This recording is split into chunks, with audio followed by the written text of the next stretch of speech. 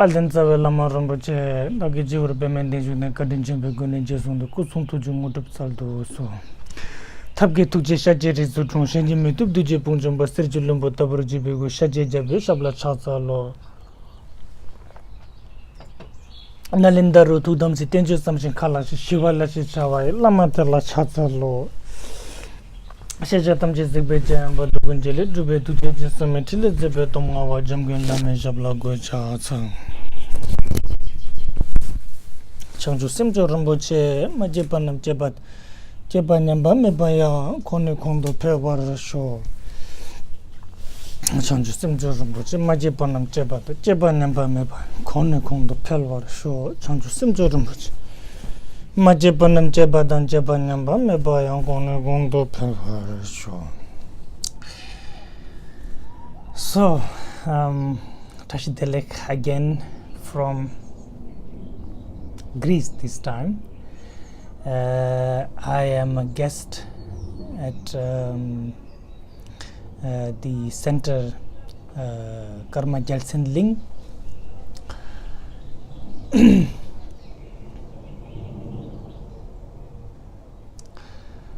I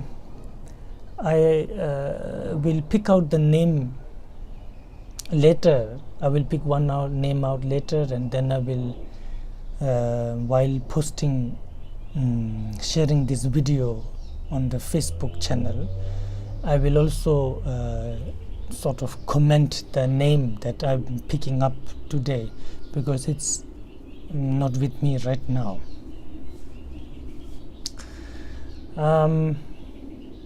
So last time we talked about bodhicitta, and as Shantideva says, there are two types of bodhicitta: aspiration bodhicitta and application bodhicitta. And I must say I'm really quite impressed to see that people are really engaging and debating a lot, and that's really good.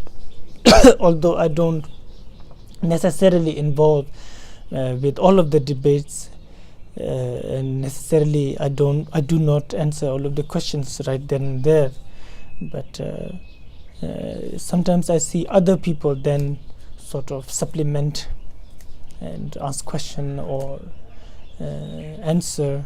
So this is also very nice to see.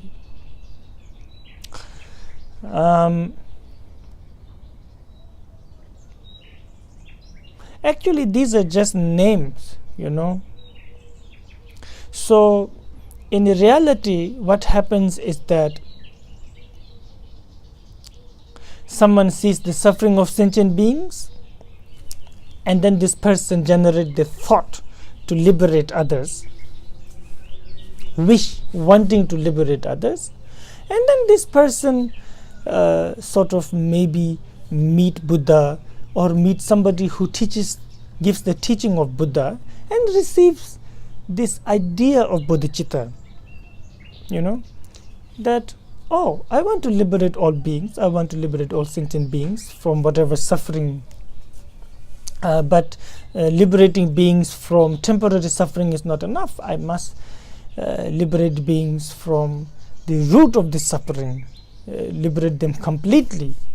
So for that, then I must myself sort of understand what is suffering, where is it coming from, and the path that sort of delivers us from this suffering, and what type of result is there, right? Then bodhisattva, the person takes the bodhicitta vow now, after understanding all that. So I must liberate all sentient beings.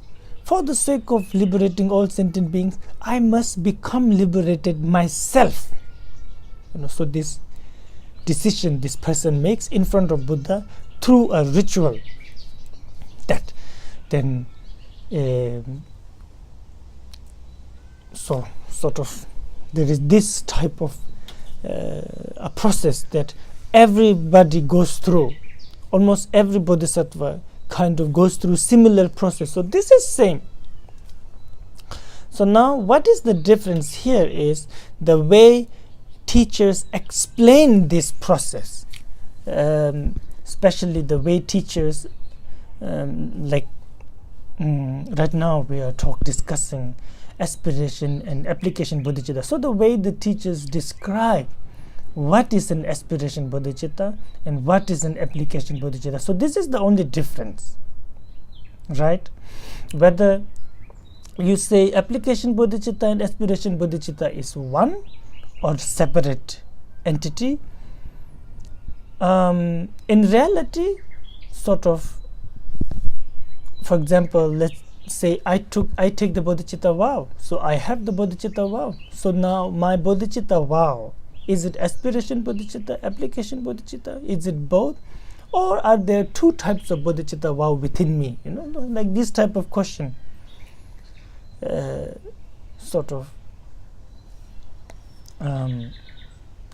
the object is the same, yes?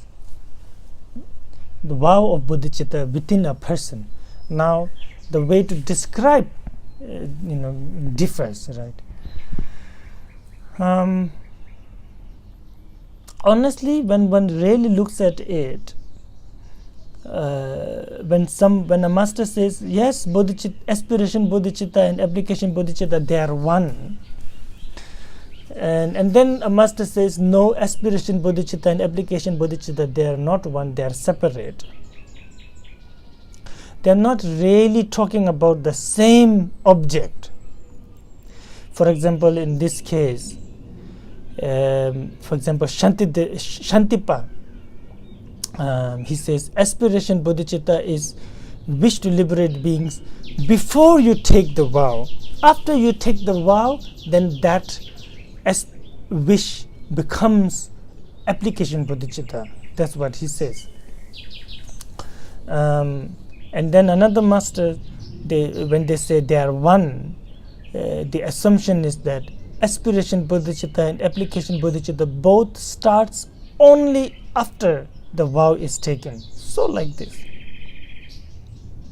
They're talking about different object. Generally speaking, of course, still, if we go in more detail, then I don't know.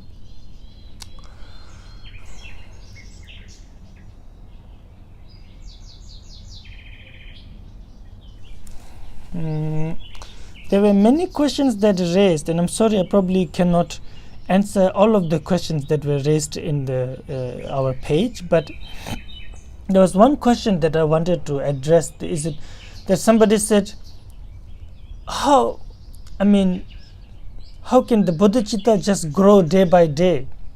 Whether we are sleeping or eating or dreaming or whatever we are doing, how can the bodhicitta grow? This is interesting because we are not saying that the bodhicitta will grow,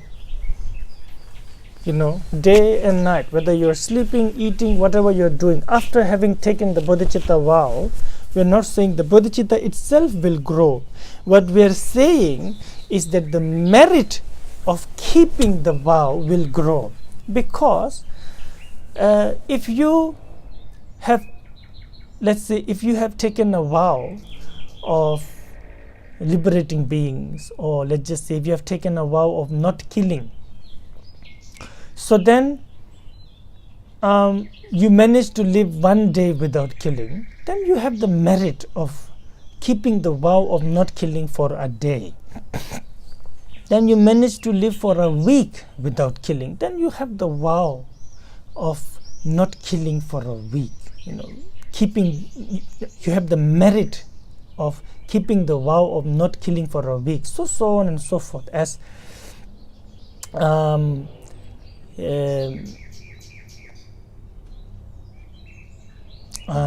Indian masters, they say, like, the longer a disciplined person lives, greater the merit of such person will be, not necessarily because this person is constantly engaging in virtuous activity, but just because this person took a vow and this person is not going against the vow. Okay, that. We're not saying that the bodhicitta itself is growing day by day, even when you don't practice. No, the merit is growing day by day, not necessarily bodhicitta. That's one thing. Second thing is, somebody asked, is bodhicitta mind? Yes, something like that. This is okay. Yes, bodhicitta is is sort of course, is a mind or it's a mental activity, right? And taking bodhicitta vow is also mental activity. Bodhicitta vow itself is mental activity. But that's the thing. You do not always have to keep thinking, I will liberate all beings, I will liberate all beings. Like every moment you have bodhicitta doesn't mean every moment you're thinking that. So you take the vow, so it's, I will liberate all sentient beings. Just as the Buddhas of the past have taken bodhicitta and practice, I too, for the liberation of others, take bodhicitta and practice. So when we recite this 3 times, for example, this type of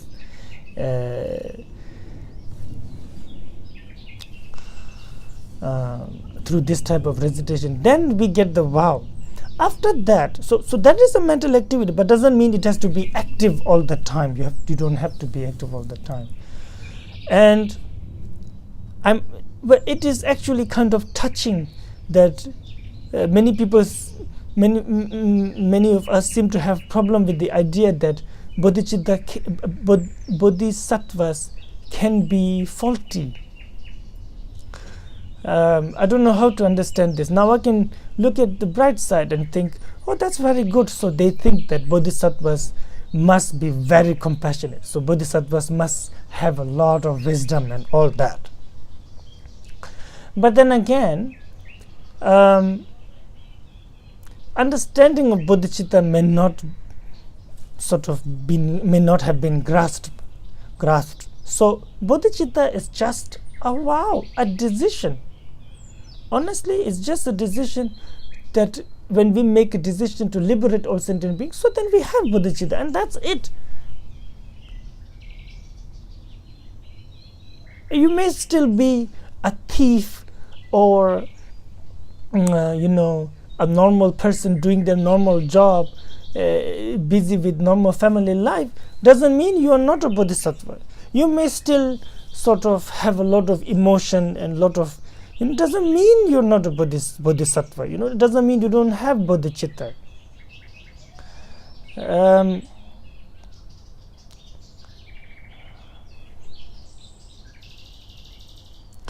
If we hesitate even after taking the bodhisattva vow, that we do not have the bodhisattva vow or we do not have bodhicitta, then how are we ever going to take initiation? Because that is also a vow,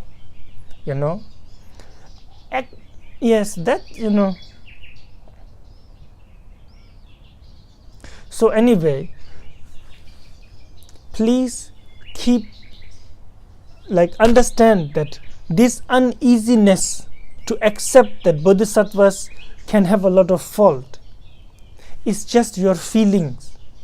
You are not comfortable with it. Doesn't mean it is right. Okay?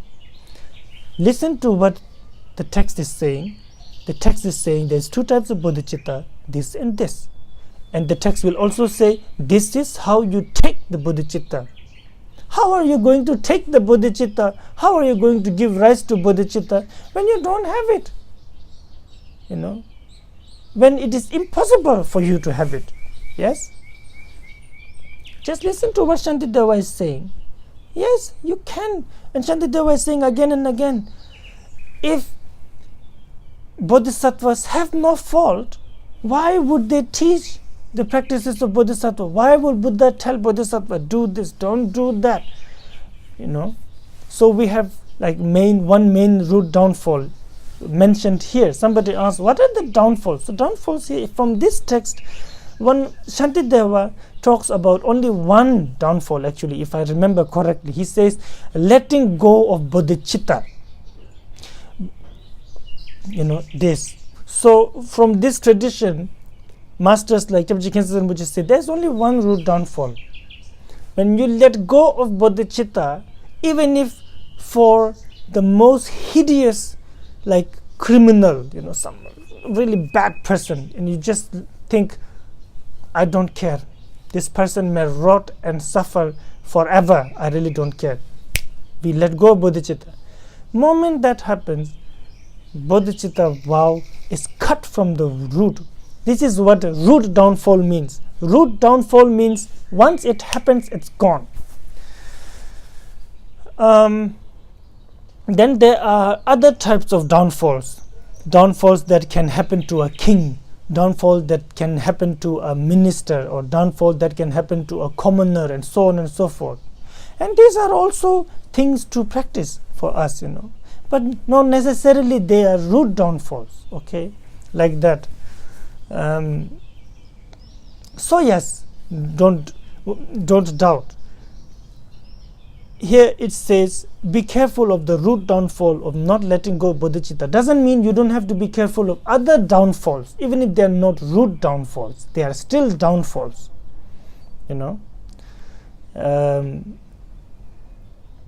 but downfalls also depend upon the person, upon the practitioner, For example, a beginner bodhisattva like me, let's just say I took bodhicitta vow today, right now, and I understand nothing. I just want to liberate all beings. That's all. So what I should mainly keep is not letting go of this bodhicitta. Now there are other downfalls that are mentioned in sutras. For example, one of the downfall is not teaching Mahayana, not teaching Mahayana when somebody requested, not giving teaching when somebody requested. But how can I teach if I just enter the path? So these downfalls too depends upon the practitioner. Like if you can teach and you don't teach out of your personal reason, likes, dislike, then no problem, like that. So right now we only concentrate on this one root downfall, okay? But of course we also have to make offering, we also have to make this will also come. Right after this we're going to talk about making offering and confession and all that.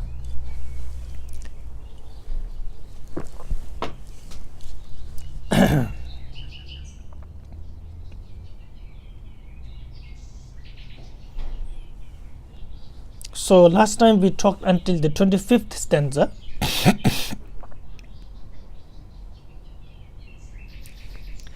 Drawa kunji gawe ju simjin dungal sir jurba rinchin simji sonam khang dela jidara shalji langs. Now the 26th stanza. The pain dispelling draught, this cause of joy for those who wander through the world, this precious attitude, this jewel of mind, how shall we calculate its merit, he says. Again, we're still talking about the merit of bodhicitta. Drawakunji Gaviju, meaning the source, the cause of the joy of all sentient beings, he says. Semjen dungal sirjurba. Sort of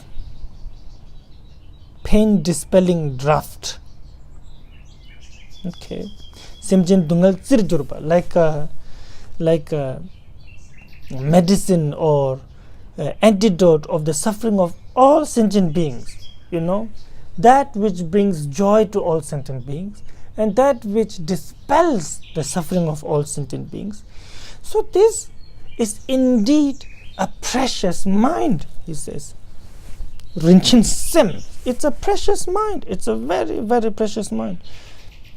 Now, if someone is to measure its merit, the vastness of this merit, of the merit of such a mind, he says, who can even begin to fathom that. He said, it's impossible, he's saying. Reason he gives in the next stanza again.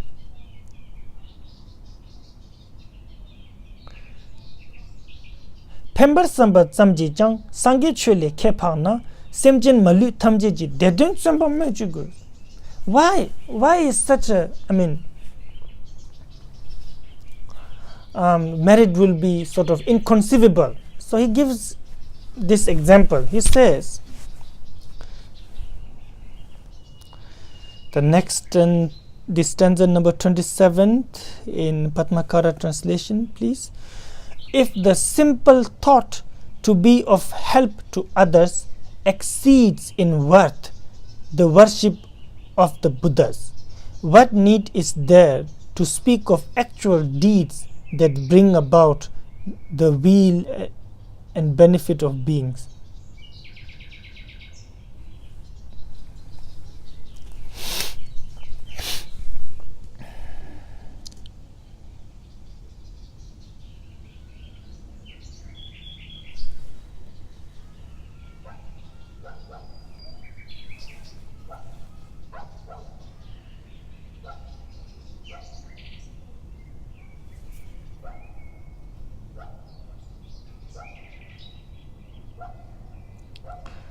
So in one of the sutra,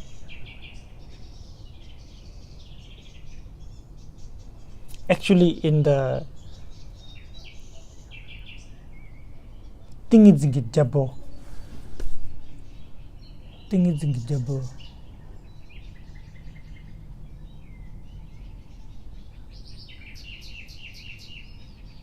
King of Samadhi Sutra, Buddha says that if someone were to fill Chawataktik is like many sort of millions of words. If someone were to fill millions of worlds full of offering objects and day by day offer these offering objects as many as those, and just only once, once you offer it, tomorrow new, like that, day by day. If someone would do that for a long time, and someone else sort of looks at the suffering being and from the depth of their mind really wishes to benefit this person, to give joy or to take their pain, to remove their pain. If that happens, he says, that is the merit of such a conscious clarity of mind, sort of this compassion or kindness will far surpass the merit of making all this offering to the Buddha for a long time. So this is what Shantideva is saying.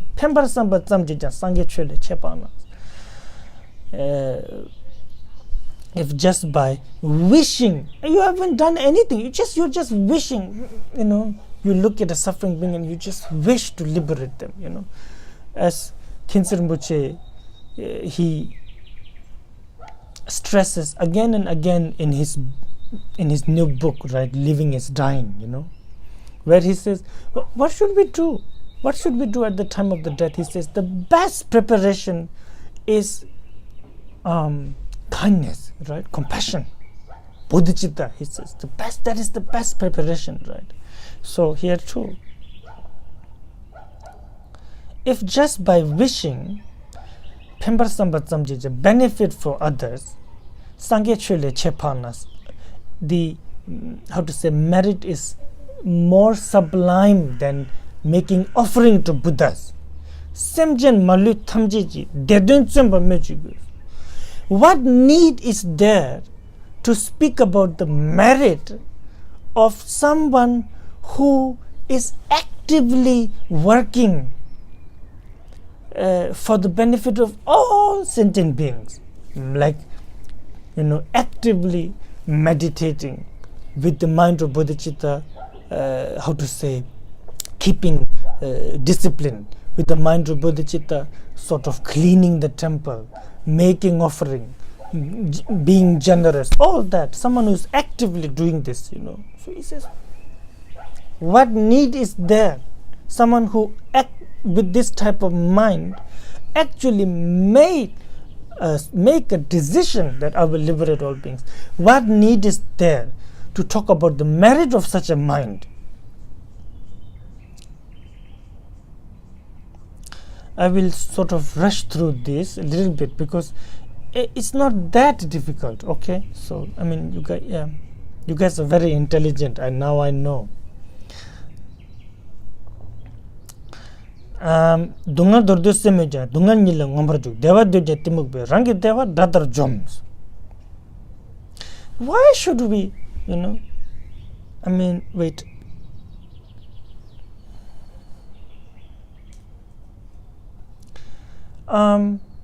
Why shouldn't being help themselves? Why should we help them? Why should we work so hard to liberate them? Why can't they liberate themselves? So for that type of doubt, he says, for the stanza 28, for beings long to free themselves from misery, but misery itself they follow and pursue. They long for joy, but in their ignorance destroy it as they would their foe. This is really profound, especially for those who want to pick, like, of course, if you could, you should try to memorize all of these 1000 stanzas. They're so easy, actually. Not very complicated. The 9th chapter may be complicated, but before that, so easy. Or else, try to pick these stanzas out like this, like Dungal Dordus Semujans. Even though beings wish to abandon suffering, Dungal Nila Ngombarjuks, they, run towards the suffering itself. Dewa Dujang Timukpes. Even though beings wish happiness, and Rangi Deva Datorchams, but out of ignorance, they destroy their own happiness as they would destroy their enemy. What else do we need? How true is this? Now, Bodhisattva, again, it's not that we look outside and think, oh, poor beings, they want happiness, but they don't know, how to gain happiness, and they end up destroying their happiness. Like that, we look out, oh, poor being, they don't know how, they want to abandon suffering, but they don't know. Not like that. We don't do that. Not just that. Bodhisattva looks at oneself and look at ourselves. From the day I am born, everything I do is so that I will gain happiness. It's for a comfort. Even just the movement of ours like this is so that we become comfortable, right? There is something lacking, so we are trying to get that, Every movement is for that.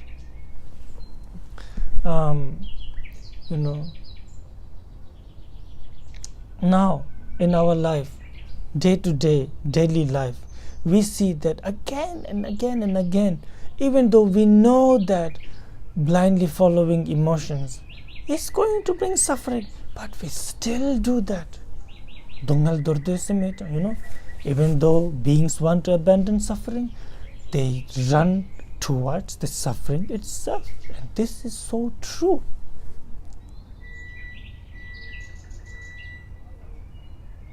Everything anybody does in this world, even committing suicide, right? It is to gain some sort of joy or to abandon suffering, no? Like, for them, living is more worse than dying. So then they die. to escape that reality of being alive. So Bodhisattva looks at oneself, take oneself as example. How many other beings are like that, who do exactly the same thing? And some of us who go even beyond just running towards suffering, who go completely sort of out of control and murder others, like rob others, steal, like that. The next one,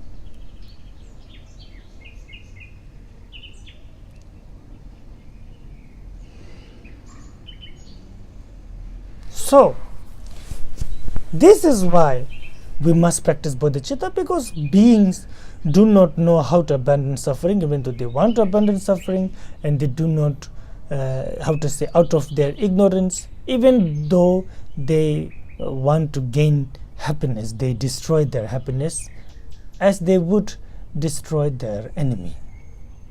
Because of this reason,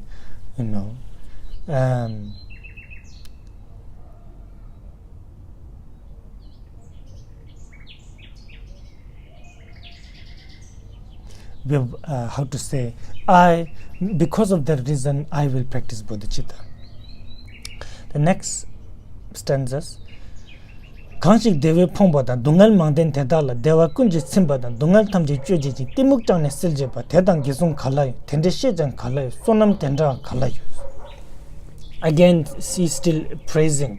So this is super easy, so I'm not going to explain much, okay? So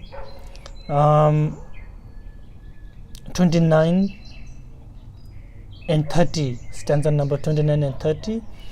But those who fill with bliss, all beings destitute of joy, who cut all pain and suffering away from those weighed down with misery. Wow, this is a very good translation. This stanza is really well done. Stanza number 30, who drive away the darkness of their ignorance. What virtue could be matched with theirs? What friend could be compared to them? What merit is there similar to this?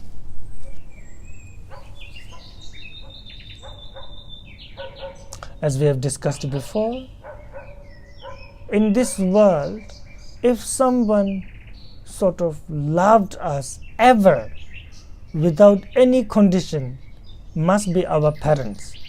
But even they never in their dreams have ever wished Buddhahood, enlightenment for us, because they don't know how. Then, like that. So, of course, a bodhisattva wishes enlightenment for all sentient beings, so their kindness far surpasses the kindness of our parents, kindness of our mundane sort of benefactors, teachers or mentors, family, friends. Bodhisattvas sort of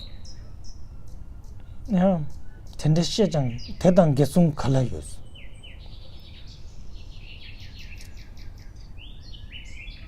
What merit can be equal to this? Tendeshjang khalay. Where will we find such friend? Sonam tendang khalay, like this. Next one. Pentak lendun kaimba 대양 레식 나고였나 맞출 렉바르체 바이 장주스 범미지 그스.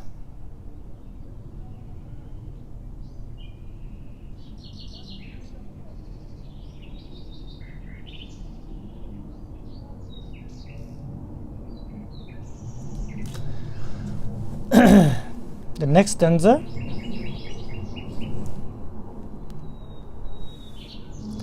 If someone who returns a favor is deserving of some praise, Why need we speak of bodhisattvas? Those who do good even unsolicited. Okay, now, so Shantideva, he said in the previous two stanzas that those Kanshik Deva Pombata, beings who are sort of destitute of joy, happiness, Dungal Mangden Tedala, who are sort of tormented by so many sufferings, profound sufferings. Dewa kunji tsimbatans, Dungal Tamje Chujijings, Dimuktane Seljepa. When a bodhisattva sort of satisfies these beings with all happiness, when bodhisattva removes all suffering, not only that, but the cause of the suffering, which is the ignorance, and even that the bodhisattva removes, where will we find such a teacher? Where will we find such a friend? You know, what merit will be equal to this? Again, with the same sort of mood he's going on. In this world, those who can remember kindness are considered good, right? If you can remember kindness, even if you cannot repay the kindness, but if you can remember it, and if you say, yes, this person really benefited me when I needed, you know, like if I help somebody, and after many years, even if this person cannot do anything for me, but if this person sort of tells others or tells me, yes, that day you helped me and I am so thankful, immediately I think, oh, this is nice. It makes me feel good. And I think, oh, this person is good. This is how it works in the world, right? You know. So this is what he says.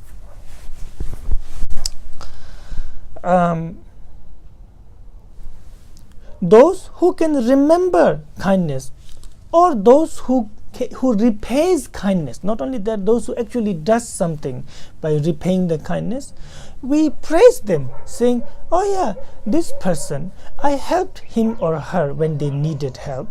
Now when I need help, they not only remember the kindness, they return the favor. So this person is good, this person is nice, we say, right? We praise them.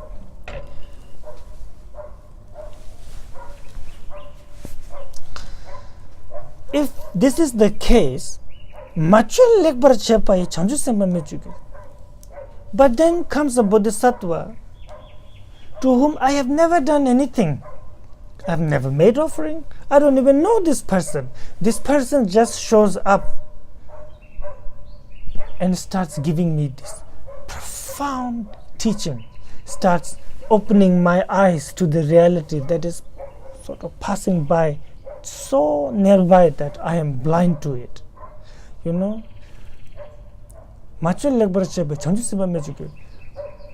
Even though I never did anything for this bodhisattva. Yes? So what need is there to praise bodhisattvas who benefit me even when I have done nothing to them, for them?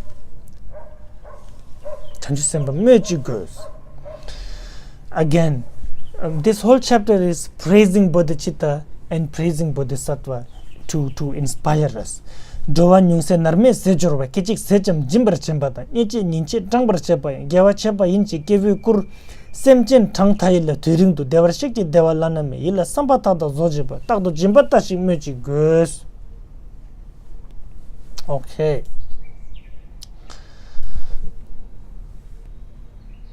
Stanza number 32 and 33.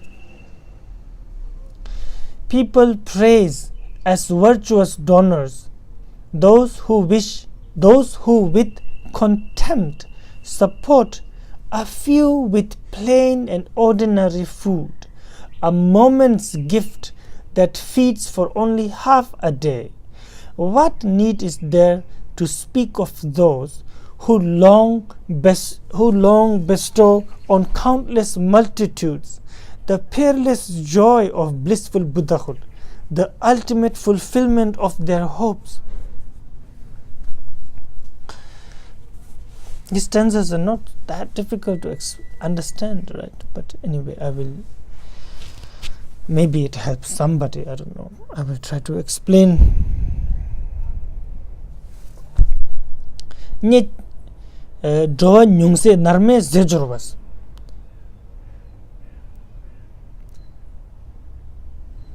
Those who are known as generous person in this world. For example, there are many who are known to be generous, like philanthropic, yeah, whatever. So all that. But when we really look, the field of their benefit is very limited sentient beings. Narme Sejor was like, and the act of benefit itself is like once a week, once a month. Some like feel very generous on special days, right? So they go to whatever stupa or wherever and they give to these poor people, like, narme doanyungse narme sejorwa kichik sezam jimbarche batans, and it is only going to help them. When you give somebody like a little bit of money, little bit of food, it's not going to last forever. So it is only like, it is momentary, right? Kichik sezam jimbarche bat niche tambarche paya, and with contempt, not with respect or not with compassion, but with, I am the giver, you are the taker. You want it, you take it, or else I can give it to somebody else, like this. In this world, there are many who do this, yet they are known, they are praised by others as, yes, oh, he is very kind. She is very sort of generous. She gives food to poor people once a month, like this. People praise them.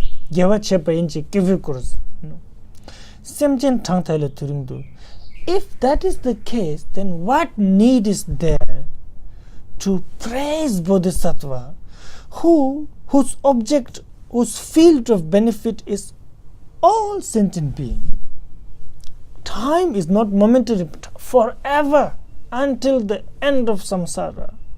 And the object is not just a little bit of food or money. No, it is the Buddhahood, is it? Complete enlightenment. I mean, imagine if you and me would have never met a Bodhisattva, would have never met a teacher, would have never met Buddha, Dharma, we would never know that such a phenomenon exists. How are we to know? As simple as that. So what has happened is we have been a recipient of a generous Bodhisattva who decided to appear amongst us during our time, and who decided to act, who decided to be generous. As simple as that. So of course we should sort of praise Bodhisattva. They deserve our praise. They should be praised. Yes. This Buddhahood that fulfills all wishes of the sentient beings, So, of course, what need is there to praise the Bodhisattva? There's no doubt. Next stanza. Kanshik tendre jalse jindala khalde ngesim ke bar chepade ngesim che be thangshin kalbar ni nyawan ne bar dyoshi tube song. Stanza number 34. All those who harbor evil in their minds against such lords of generosity, the Buddha's heirs, will stay in hell, the mighty sage has said, for ages equal to the moments of their malice. Okay. Now, this shows the discipline of bodhisattva. Yes. So somebody asks, what should I do after having taken bodhicitta? Don't get angry at other bodhisattva. Should be nice. Exactly what he's saying. Those, whoever he or she may be,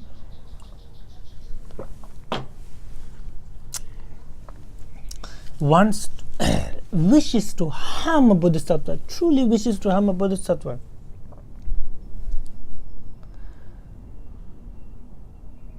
I am ashamed to say this happens to me a lot. Now especially as I become little bit known, then I hear, oh, this and this Khenpo is teaching somewhere, this and this Tulku is teaching somewhere, and they ask me, how is this Khenpo, how is this Tulku, what do you think? Many times I don't want to praise them. I don't really want to praise them.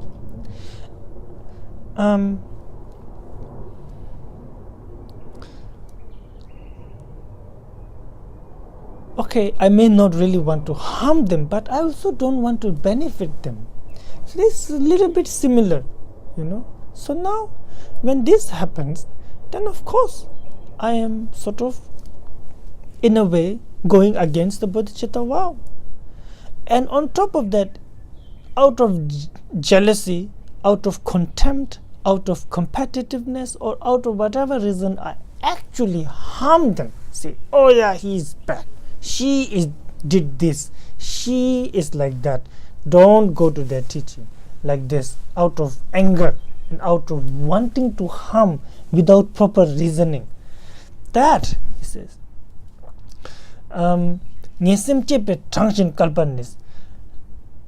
so, okay, as many moments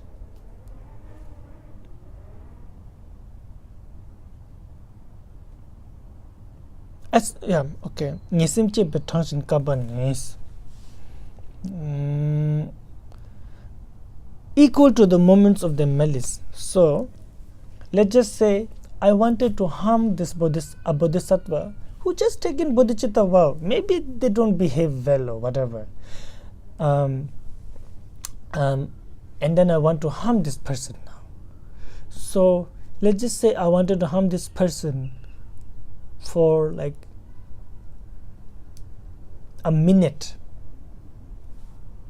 That's very short. Usually when we want to harm somebody, it lasts for 5, 6, 10, 20 minutes, right? Let's just say even just a minute. So each moment of that minute, that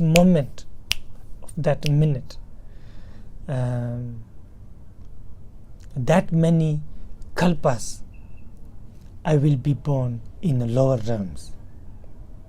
So in 1 minute, there may be thousands of moments. Moments is the kichik. Kichik is a chan. Chan is a Sanskrit term. It is the shortest measurement of time according to Buddhist Abhidharma. So when I snap, I have changed 64 times. My mind have changed 64 times. Okay, like this. For example, in 1 hour, we have changed for 60 minutes, right? So then, for each minute too, there are like maybe hundreds of such snappings. The duration of each snapping, we are changing for 64 times. So imagine how many aeons we will be subject to suffering of lower realms when we, out of malice, out of anger, out of wanting to harm, out of jealousy, want to, bring pain to bodhisattva, or drag down the name of a bodhisattva. This is what the Buddha have taught, he says. But when the kanshi rab thang chena, next stanza, Dei devu tewe lakpar pel jase namla togal chembyo chan digba mijung gyawa ngangi pel.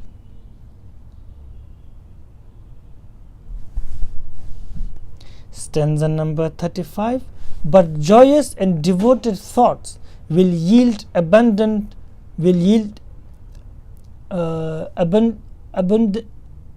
I forgot how to pronounce this. Abundant fruits in greater strength. Even in great trouble, bodhisattvas never bring forth wrong. Their virtues naturally increase. Okay. This is coming from a sutra.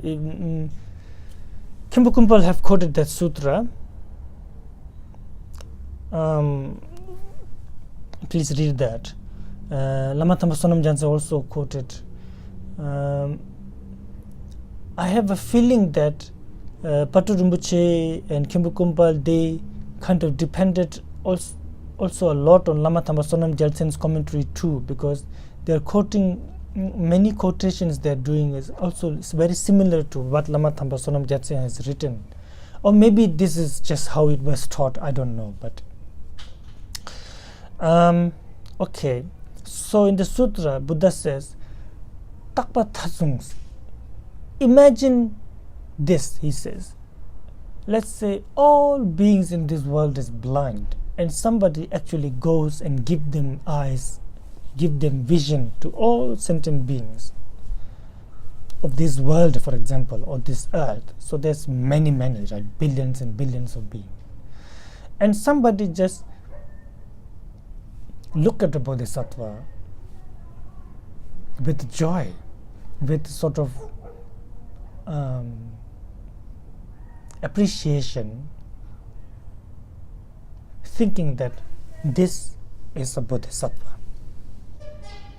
Just that. This is a great practitioner. This is, the merit will far surpass, says Buddha. So this is what he's saying. When they but so even though if somebody really wants to harm bodhisattva, this and that will happen. But if somebody really sort of with a pure, clear mind look at bodhisattva and likes a bodhisattva, will experience even more benefit than the sort of downfall is experienced, right? Even more benefit will be experienced. And even if somebody harms bodhisattva, or even if bodhisattva experiences suffering,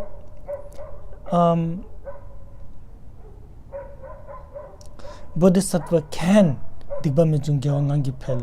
sort of use those adversities, use those problems and sufferings as purification of their non-virtue, not only purification of their non-virtue, and bodhisattva sort of gains more virtue through the process. Countless. Okay, that one. As Paltu Muchu Thome says, nga nana nat navega, nga sagi ledip thangwai, nga dena dede devega, gewache to kompai. If I am sick, it's good that I am sick. My previous negative karmas are being purified. If I'm well, it's good that I'm well. I can practice dharma like this, yes? No matter what circumstances, bodhisattvas can and will find, sort of means to transform it into practice. Now the last stanza.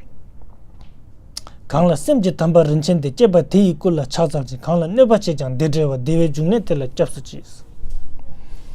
So, to them in whom this precious jewel of mind is born, to them I bow. I go for refuge to those springs of happiness who bring their very enemies to perfect bliss. Kangla simji tambarin chente keba thi kula chawda chen. Whoever have generated this sublime, precious mind, I prostrate to their body, says Shantideva. I will prostrate. A beginner bodhisattva or a seasoned bodhisattva, doesn't matter. Whoever have bodhicitta, I make prostration. Kala nebache jang dedeva deve june de la chapsuchi.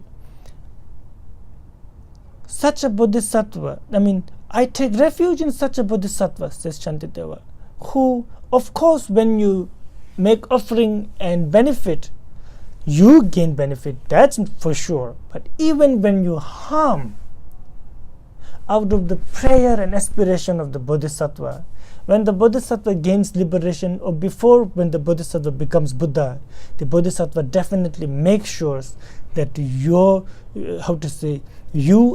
also gain benefit through the connection. So bodhisattva is really a source of happiness. Whether you harm the bodhisattva, whether you benefit the bodhisattva ends up benefiting you no matter what. So I take refuge in such bodhisattvas. Maybe this type of bodhisattva we are talking about, seasoned practitioner now. So from the Bodhisattva Charya Avatara, this is the first chapter talking about the benefit of bodhicitta. So this is the session today. I'm not sure how good the lighting is, but so I will go to to find the names. I have it somewhere here, and then I will pick up one name and I will make you guys know whose name I picked. Okay, please try to study, practice, read sutras, read biographies, autobiographies of authentic masters, Kaju, Sakta, Nyingma, Gelug.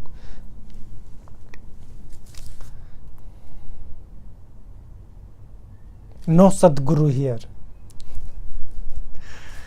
Thank you. Sonam de Tamji Zigbani, Tomni Nebedanam Pamji, the Jaganji Balon Toboy. Sipesole Doar show, Chanju Simjo Rumboje, Majipanam Jeba, the Jebanyamba Mebaya, Konekondo Pewara show. Jambal Bev Jedra Jamban, the Kunduzam, Butean Tejin, Tedagunji Jesu Dalojin Gavadida, Tamja Rabdo Tane, Serap Tamje, the Tempe Kurchin Kervar, Kurchin Kervar Manija, Temba Nyamje Tobai, Central Samanchon War show. May I, in all my lives, carry far the weight of Buddha Dharma, and if for some reason I am not capable to do so, may I always be worried about the longevity of Dharma. Thank you.